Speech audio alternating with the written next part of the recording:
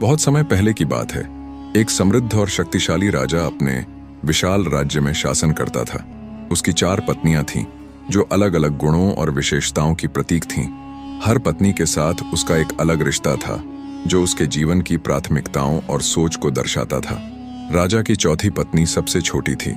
उसकी सुंदरता अपार थी और उसका रूप लावण्य पूरे राज्य में प्रसिद्ध था। राजा ने उसकी हर इच्छा पूरी की। उसके लिए कीमती आभूषण, रेशमी वस्त्र और विलासितापूर्ण जीवन की सभी चीजें जुटाईं। राजा का ध्यान अधिकतर उसी पर रहता था और वह उसे सबसे अधिक प्रिय थी। लेकिन चौथी पत्नी का प्रेम एक तरफा था। वह राजा से उतना ही प्रेम करती थी जितना राजा उसकी इच्छाओं को पूरा करने में करता था। राजा की तीसरी पत्नी उसकी संपत्ति और सामाजिक प्रतिष्ठा का प्रतीक थी। वह सुंदर और आकर्षक थी और राजा उसे लेकर अत्यंत गर्व महसूस करता था। राजा उसे अक्सर महलों और उत्सवों में साथ ले जाता और उसकी सुंदरता का प्रदर्शन करता। हालांकि तीसरी पत्नी का स्वभाव अधिक स्वार्थपूर्ण था। वह राजा से प्यार तो करती थी, लेकिन उसका प्रेम स्वार्थ और व्यक्तिगत भोग विलास पर आधारित था। राजा की दूसरी पत्नी शांत, समझदार और उसका सहारा थी। जब भी राजा किसी कठिनाई में फंसता या कोई समस्या आती, तो वही पत्नी थी जो उसकी परेशानियों का समाधान करती। उसने राजा के जीवन को कई बार संभाला और उसे मुश्किल हालात से बाहर निकाला। राजा उससे मित्रता और विश्वास का गहरा संबंध महसूस करता था। हालांकि उसका प्यार उसके योगदान और मदद तक सीमित था। राजा ने उसे कभी सबसे प्रिय नहीं माना। राजा की पहली पत्नी सबसे वृद्ध थी। वह राजा के जीवन का आरंभिक हिस्सा थी, जब राजा ने अपना साम्राज्य खड़ा किया था। उसने राजा का हर मोड़ पर साथ दिया, लेकिन समय के साथ राजा ने उसे भुला दिया। वह राजा से सच्चा और निस्वार्थ प्रेम करती थी, परंतु उसे राजा के जीवन में कोई विशेष स्थान नहीं मिला। वह साधारण कपड़े पहनती थी, अपनी जरूरतों को हमेशा पीछे रखती और अपने पति के सुख दुख की परवाह करती थी। लेकिन राजा ने उसे कभी महत्व नहीं दिया। राजा का जीवन विलासिता और सुख शांति में बीत रहा था। एक दिन उसने अपने दरबार में घोषणा की कि वह शिकार पर जाने के लिए वन की यात्रा करेगा। शिकार राजा का पसंदीदा शौक था और वह इसे अपने साहस और ताकत को दिखाने का अवसर मानता था। राजा अपने सैनिकों और सेवकों के साथ घने जंगल में पहुंचा। वहां की हरियाली और पशु पक्षियों की चहचहाहट उसे अत्यंत प्रिय लग रही थी। शिकार के दौरान राजा गहरी झाड़ियों के पास गया, जहां उसे एक अज्ञात कीट ने काट लिया। राजा को तत्काल कोई गंभीर समस्या महसूस नहीं हुई, लेकिन धीरे धीरे उसकी स्थिति बिगड़ने लगी। उसके शरीर में तेज जलन और कमजोरी महसूस होने लगी। राजा को तुरंत महल वापस लाया गया। राज्य के श्रेष्ठ वैद्य और तांत्रिकों को बुलाया गया। वैद्यों ने अपनी सारी चिकित्सा और औषधियों का उपयोग किया। तांत्रिकों ने अनुष्ठान और जप किए, लेकिन कोई लाभ नहीं हुआ। कुछ ही दिनों में राजा की हालत और भी गंभीर हो गई। अंत में वैद्यों ने राजा को सूचित किया, महाराज, यह एक दुर्लभ और लाइलाज बीमारी है। हमारी सारी विद्या और प्रयास असफल हो चुके हैं। अब आपके जीवन के कुछ ही दिन शेष हैं। यह सुनकर महल में शोक की लहर दौड़ गई।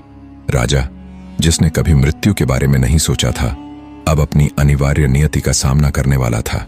राजा का कोई उत्तराधिकारी नहीं था। यह सोचकर कि उसके बाद उसका राज्य और संपत्ति किसके पास जाएगी, राजा चिंतित हो गया। उसने सोचा कि उसकी 4 पत्नियां ही उसके सबसे करीबी हैं और वे ही उसकी संपत्ति की हकदार हो सकती हैं। लेकिन राजा ने इसे साधारण रूप से विभाजित करने की बजाय एक चतुर योजना बनाई। उसने सोचा कि संपत्ति को इस आधार पर बांटा जाए कि कौन सी पत्नी उससे सबसे अधिक प्रेम करती है। यह देखना आवश्यक है कि मेरी मृत्यु के बाद कौन मेरा सच्चा साथ देगा और किसे मेरे प्रति सबसे अधिक लगाव है, राजा ने खुद से कहा। राजा सबसे पहले अपनी सबसे प्रिय और सुंदर चौथी पत्नी के पास गया। उसने उसे प्यार भरी नजरों से देखा और कहा, तुम मेरी सबसे प्रिय हो। मैंने तुम्हारे लिए हर सुख सुविधा जुटाई, तुम्हारी हर इच्छा पूरी की। अब जब मेरा अंत निकट है, क्या तुम मेरी मृत्यु के बाद मेरे साथ चलोगी? चौथी पत्नी ने राजा की ओर बिना किसी भावना के देखा और जवाब दिया, महाराज, इसमें कोई संदेह नहीं कि मैं आपसे प्रेम करती हूं, लेकिन मैं आपकी मृत्यु का साथ नहीं दे सकती। मुझे अपने जीवन में प्रेम और सत्कार की आदत है। मैं यहीं रहना पसंद करूंगी। इतना कहकर वह चली गई। राजा यह सुनकर बहुत आहत हुआ। उसे एहसास हुआ कि उसकी सबसे प्रिय पत्नी, अर्थात उसका शरीर, मृत्यु के बाद उसका साथ छोड़ देगी। दुखी मन से राजा ने अपनी तीसरी पत्नी को बुलाया। यह वह पत्नी थी जिस पर उसे गर्व था और जिसे वह अक्सर दूसरों के सामने प्रदर्शित करता था। राजा ने उससे कहा, तुम मेरी सुंदरता और प्रतिष्ठा का आधार हो। मैं तुमसे बेहद प्यार करता हूं। क्या तुम मेरी मृत्यु के बाद मेरे साथ चलोगी? तीसरी पत्नी ने कुछ क्षण सोचा और कहा, महाराज, मैं आपसे प्रेम करती हूं और मैं यह सिद्ध करूंगी कि मैंने आपसे सबसे अधिक प्रेम किया है, लेकिन आपकी मृत्यु के बाद मैं आपके साथ नहीं चल सकती। मुझे अपनी जिंदगी बहुत प्यारी है। यह सुनकर राजा को गहरा धक्का लगा। उसने महसूस किया कि यह पत्नी अर्थात उसकी संपत्ति और प्रतिष्ठा भी मृत्यु के बाद उसे छोड़ देगी। अब राजा अपनी दूसरी पत्नी के पास गया, जिसने हर मुश्किल समय में उसका साथ दिया था। उसने उससे कहा, तुमने हमेशा मेरे दुख सुख में मेरा साथ दिया है। क्या तुम मेरी मृत्यु के बाद मेरे साथ चलोगी? दूसरी पत्नी ने अपने स्वाभाविक धैर्य और गंभीरता के साथ उत्तर दिया, महाराज, मैंने हमेशा आपकी मदद की है और करती रहूंगी, लेकिन मृत्यु के बाद मैं आपके साथ नहीं चल सकती। मैं आपकी अंतिम क्रिया तक साथ रहूंगी और उसके बाद आपसे विदा ले लूंगी। यह सुनकर राजा के दिल में और अधिक खालीपन भर गया। उसे समझ आया कि यह पत्नी अर्थात उसका परिवार और दोस्त केवल अंतिम संस्कार तक साथ दे सकते हैं। सबसे अंत में राजा ने अपनी पहली पत्नी के बारे में सोचा। वह वृद्ध और उपेक्षित थी, जिसे उसने वर्षों तक अनदेखा किया था। राजा ने भारी मन से उसे बुलाया और कहा, मैंने तुम्हें कभी महत्व नहीं दिया। तुम मेरे जीवन का हिस्सा थी, पर मैंने तुम्हारा ख्याल कभी नहीं रखा। क्या तुम मेरी मृत्यु के बाद मेरे साथ चलोगी? पहली पत्नी ने स्नेह भरी नजरों से राजा की ओर देखा और जवाब दिया, महाराज, मैंने हमेशा आपसे सच्चा प्रेम किया है। मैं आपके साथ हर स्थिति में चलने के लिए तैयार हूं, चाहे वह मृत्यु के बाद का कठिन सफर ही क्यों ना हो। राजा यह सुनकर अत्यंत भावुक हो गया। उसे पहली बार एहसास हुआ कि यही पत्नी अर्थात उसके पुण्य कर्म सदा उसका साथ निभाएगी। राजा ने अपनी पहली पत्नी की ओर देखा और कहा, मुझे बहुत शर्मिंदगी है। मैंने तुम्हें कभी महत्व नहीं दिया। मैं तुम्हारी कद्र करता तो आज मेरे पास तुम्हारे सिवा और कुछ नहीं होता। यह कहते हुए राजा ने अपनी पहली पत्नी से माफी मांगी। राजा के जीवन का अंतिम समय उसके लिए सबसे बड़ा सबक बन गया। अपनी पत्नियों की प्रतिक्रियाओं के बाद वह अपने महल के एकांत कोने में बैठा और गहरे विचारों में डूब गया। राजा ने सोचा, मैंने जीवन भर अपनी चौथी पत्नी अर्थात शरीर की सेवा की, उसे सजाया संवारा, लेकिन वह मेरी मृत्यु के बाद एक पल भी मेरे साथ चलने को तैयार नहीं। मैंने अपनी तीसरी पत्नी अर्थात संपत्ति पर गर्व किया और उसे अपनी प्रतिष्ठा का आधार माना, लेकिन वह भी मेरे बाद मुझे त्याग देगी। दूसरी पत्नी अर्थात परिवार और दोस्त ने जीवन भर मेरा साथ दिया, लेकिन मृत्यु के बाद वह भी केवल अंतिम संस्कार तक साथ देगी। पर मेरी पहली पत्नी, जिसे मैंने कभी महत्व नहीं दिया, जिसने हमेशा मेरा निस्वार्थ प्रेम किया, वही मेरी मृत्यु के बाद मेरे साथ जाने को तैयार है। यह सोचते ही राजा की आंखों से आंसू बहने लगे। उसने पहली बार महसूस किया कि उसने जीवन भर सबसे महत्वपूर्ण चीज अपने पुण्य कर्मों को अनदेखा किया। राजा ने अपनी पहली पत्नी को बुलाया। वह शांत और धैर्यवान थी, जैसे हमेशा रहती थी।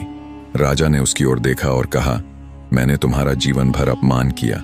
मैंने तुम्हारी देखभाल नहीं की, तुम्हें महत्व नहीं दिया। तुमने हमेशा मेरे प्रति निस्वार्थ प्रेम और निष्ठा रखी, फिर भी मैंने तुम्हें भुला दिया। आज जब सबने मुझे छोड़ दिया, तब मुझे एहसास हुआ कि केवल तुम ही मेरा सच्चा साथ दोगी। क्या तुम मुझे माफ करोगी? पहली पत्नी ने राजा की ओर स्नेह और करुणा से देखा। वह मुस्कुराई और बोली, महाराज, मैंने हमेशा आपके लिए प्रार्थना की है। मैं आपकी खुशी में ही अपनी खुशी देखती हूँ। माफी की कोई जरूरत नहीं, लेकिन यह सच है कि आपने मुझे कभी महत्व नहीं दिया। राजा ने गहरी सांस ली और कहा, काश मैंने तुम्हारा ख्याल पहले रखा होता। मैंने शरीर, धन और परिवार को महत्व दिया, लेकिन वे सब मेरे साथ नहीं जाएंगे। अब मुझे एहसास हुआ है कि केवल तुम ही हो जो मृत्यु के बाद भी मेरे साथ रहोगी। राजा ने अपनी मृत्यु से पहले अपनी पहली पत्नी अर्थात पुण्य कर्म को संजोने का संकल्प लिया। उसने जो समय बचा था उसमें वह प्रायश्चित करने और सत्कर्म करने में लगा।